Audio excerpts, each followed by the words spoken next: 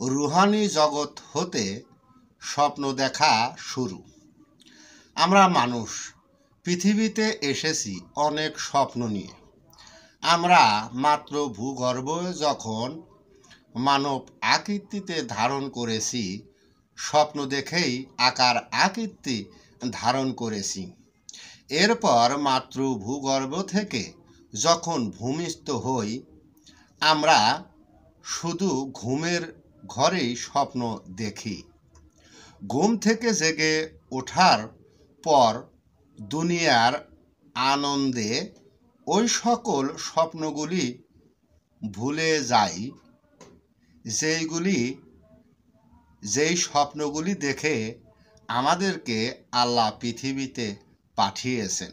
কারণ আমাদের বাবা মা আমাকে পেয়ে তেনারা জেগে জেগেই স্বপ্ন দেখেন এবং আমাদের নিয়ে ঘুমানোর পরেও স্বপ্ন দেখেন।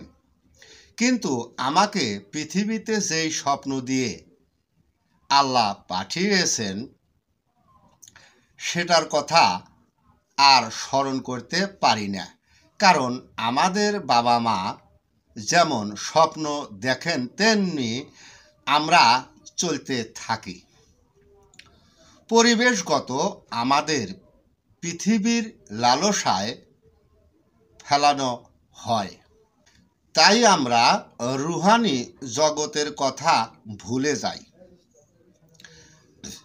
যার কারণে কখন আমাদের দেহ থেকে রুহু বেরিয়ে যায় আমরা তা বলতে পারি না। আর তখনই মানুষ জীব আত্মায় পরিণত হয়। জীবের স্বপ্ন জীব দেখেন, মানুষ নয়।